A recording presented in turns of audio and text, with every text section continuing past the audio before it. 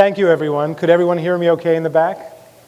I have a projector in my eyes, so I don't know if there are 3 people here or 3,000. So it sounds like it's maybe a little more than 3. Thank you.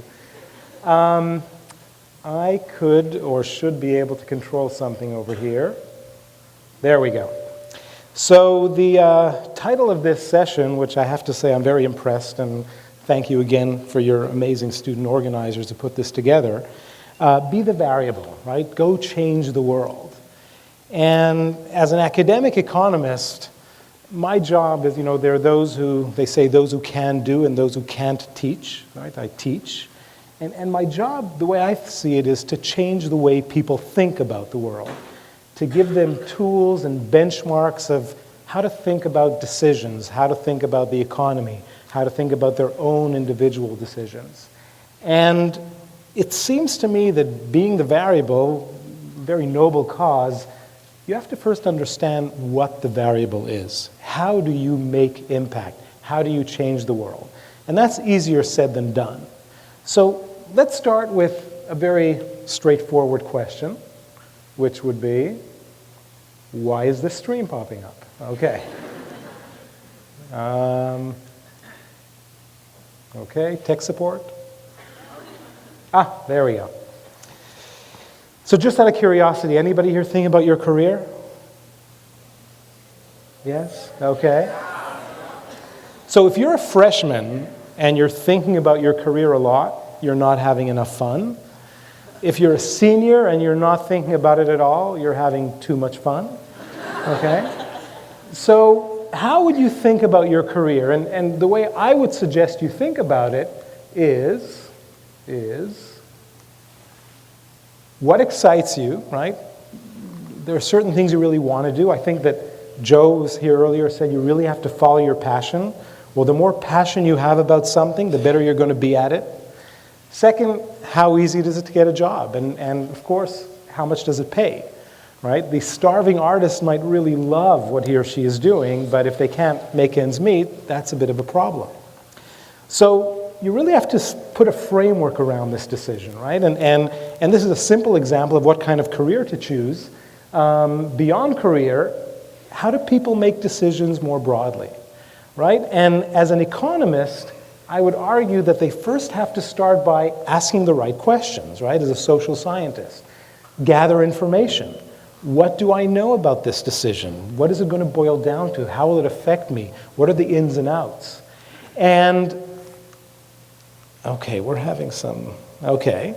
Then you have to analyze what you've gathered, analyze that data, try to make sense of it, and then finally reach a conclusion, okay? So if I think about my own career choices, I pretty much ended up where I am by chance, okay? There were a lot of different steps on the way. So when I was a lot younger, this is what I wanted to do, okay? And I don't think it's that surprising, because if you're looking at me and you're looking at that dude, like, who do you want to be, right? You wouldn't want to be me. Over time, my taste changed and I learned more about the world. But let's flip the coin for a second and not ask what, this guy wanted to do, this firefighter. For this person to have a job, there have to be firefighter services. So let's flip that around and ask, how many firefighters should a city like Palo Alto have?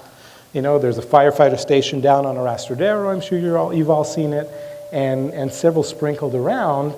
And cities are going through hard times. I don't know how much you guys follow the news, but in the last few years, some cities even went bankrupt, like Detroit. A lot of the cities in the East Bay, because of the drop in the housing values, lost a lot of their tax revenue, and they had to make some hard choices. So how do you answer the question of how to allocate the city's budget to get the best bang of their buck? And in particular, if you think about all the things that cities are doing, they have to choose how to take that revenue. Should they build another new building at Gunn High School or hire another 20 firefighters, right? Should they have more services for the elderly, or should they have animal control, or maybe another nice park? These are hard questions, and hard decisions need to be made. So how do you answer the question, should we hire another firefighter, or maybe another 10? Well, as an economist, I would say there's a simple way to answer that question. Let's try to calculate the value of a firefighter, okay? Now, some might say, how would you do that? Well, we have an objective.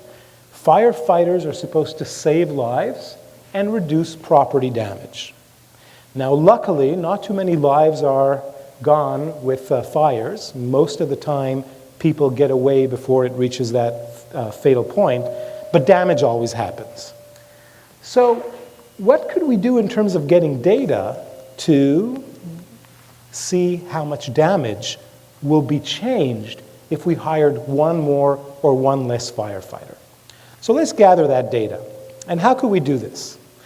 Well, we could go back and look at the records, say, of all the fires that ever happened in Palo Alto in the last, say, 2 or 5 years.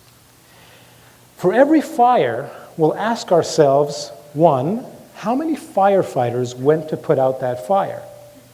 2, what was the dollar damage that happened after that fire? Now, did anybody here take stats or, say, math with a little bit of statistics? Just kind of, yeah, a few hands? I was hoping everybody would raise their hand, but you still have more courses to take, I guess. Well, this is what that data would look like. Every point on this graph will be a fire. On the x-axis, let's just say I'm using this, whoops, well, in a second we'll get there. I didn't do that. Ah, thank you. It seems like someone else is in the steering wheel and I'm just like left, right. Okay, let's take this point for example. This point means that there were about 11 firefighters who went to this fire, and there was about $500,000 of damage. Okay. Here's a point where there were about 30 firefighters and close to $1.5 million of damage. And here's a point where there were about 5 firefighters and maybe about $100,000 worth of damage. Now, if I'm the city of Palo Alto and I go to some real fancy consulting company like McKinsey and say, help me make this decision, I don't know how many firefighters to have. What they will do is they will say, well, let's look at the data. And then one of these sophisticated consultants will say, dude, we could do regression analysis. Well, what's regression analysis? Regression analysis is, let's try to figure out what the trend here is.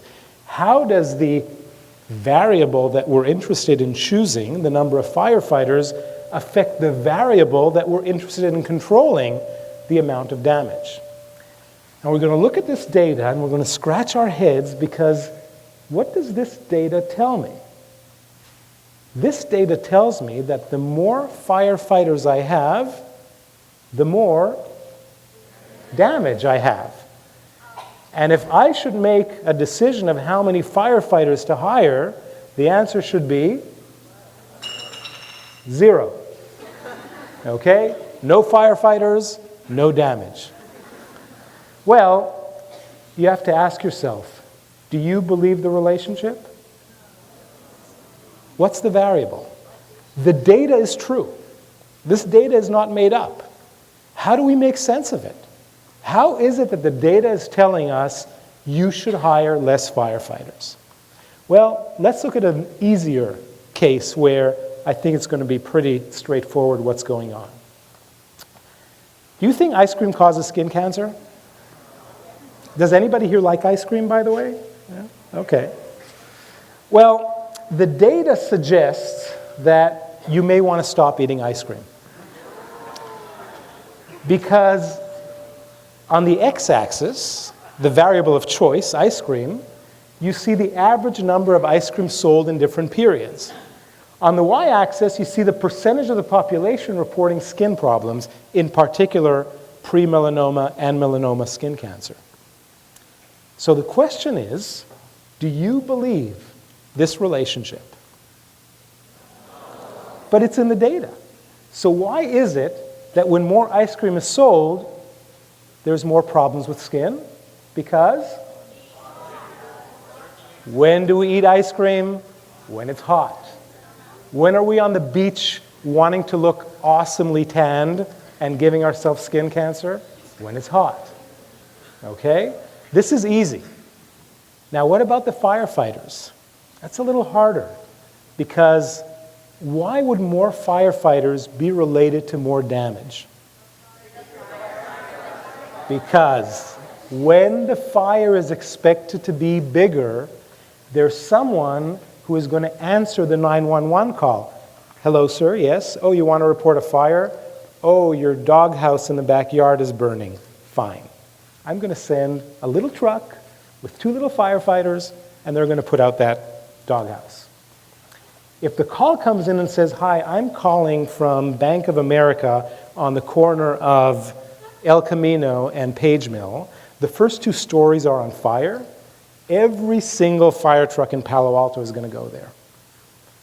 There is a dispatcher who is making a decision.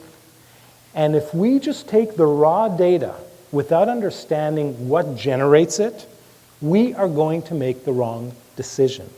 We are going to make the wrong conclusion. And I want to echo another thing that Joe said, the guy who was here just before me, about, this new information and all this big data and that companies are not doing things right. It is almost astonishing how few people know how to look at data and interpret it correctly. And I would go and argue it's astonishing how few people are able to take the critical thinking skills that each and every one of you in this room should be acquiring now and throughout college and use them, because for the most part, what's the objective of each and every one of you in this system? I don't know how many of you were here earlier in the morning. It's about going to college, right?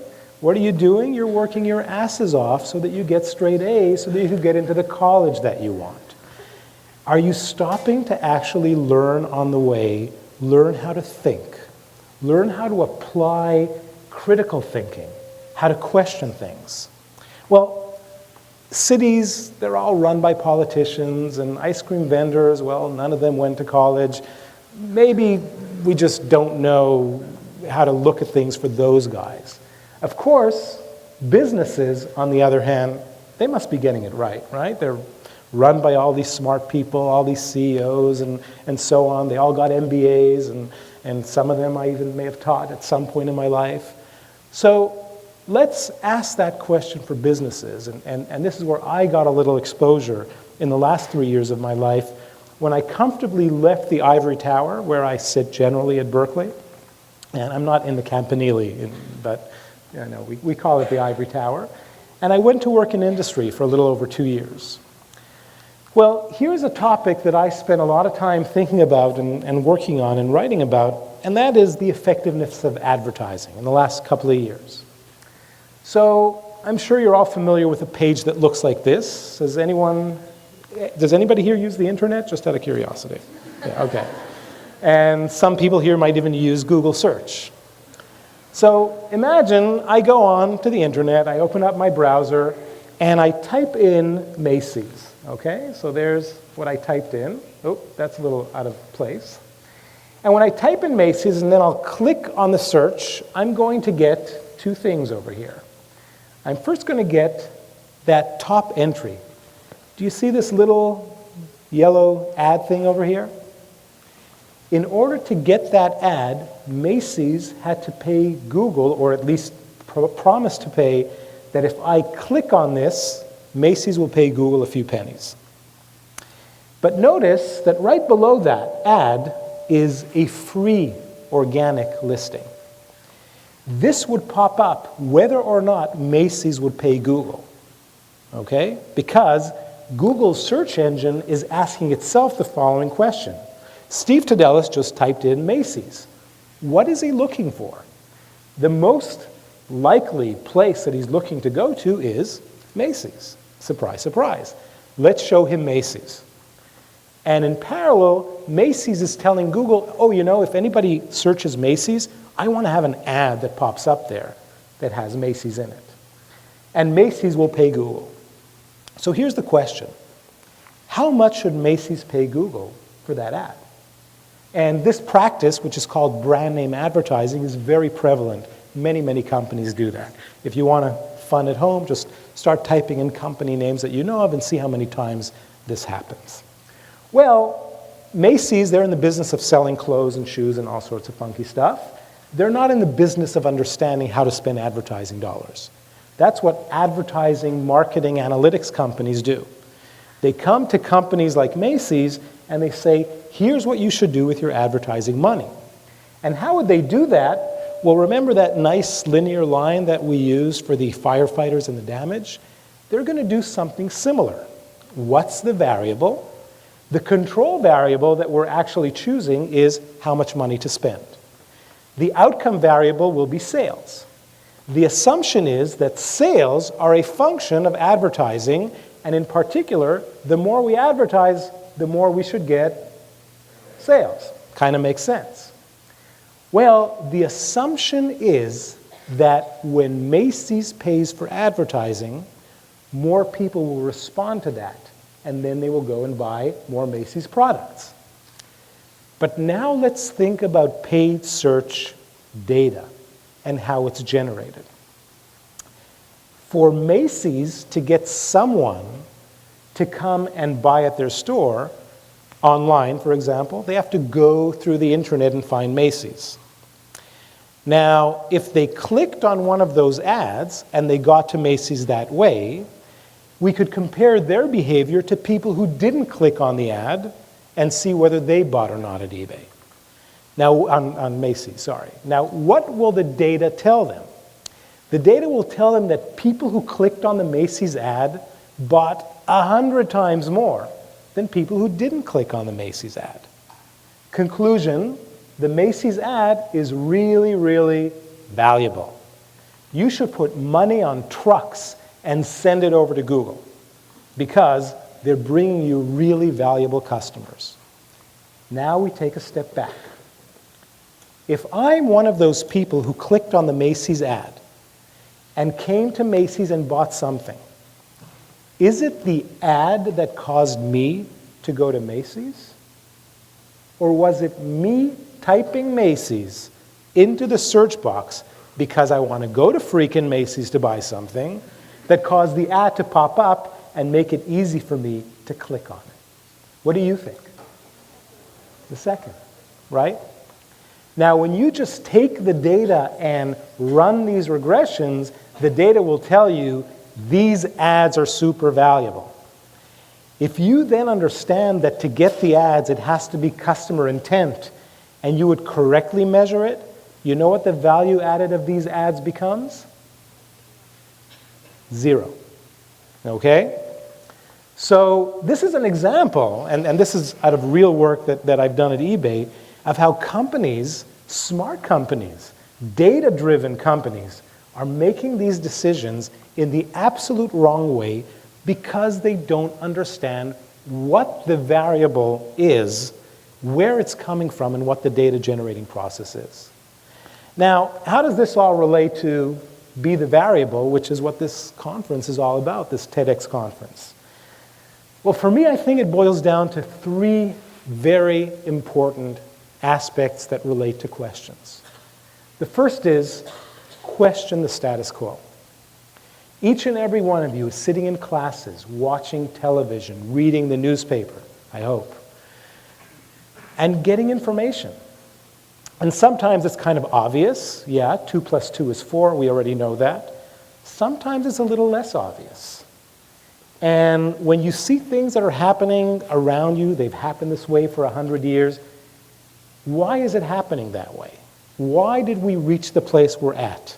It may feel comfortable. Is there a better way? Question the status quo. The second thing, which I struggle with part of myself and not with the other part, is be nice but be challenging. I'm typically not considered nice. I'm very, very prickly when it comes to debate, and that's what academics do, especially economists are known to be complete jerks. But the point is, be challenging when someone's giving you some information or some conclusion. Now do it in a nice way. Don't try to, put someone down, make them feel like they're ignorant or stupid or anything. You're challenging it because you want to understand, how did this person reach the conclusion?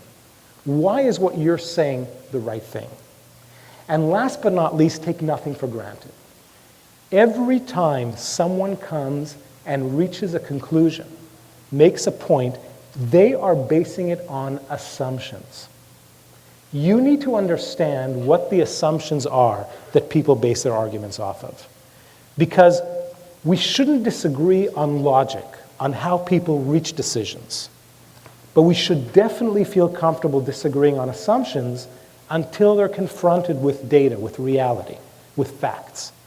Question the assumptions because that will give you the answer of what's at the foundation of the conclusions. So these for me is what be the variable means.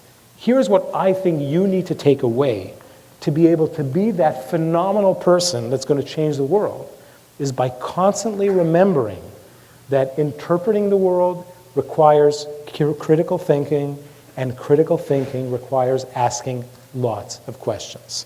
Thank you very much.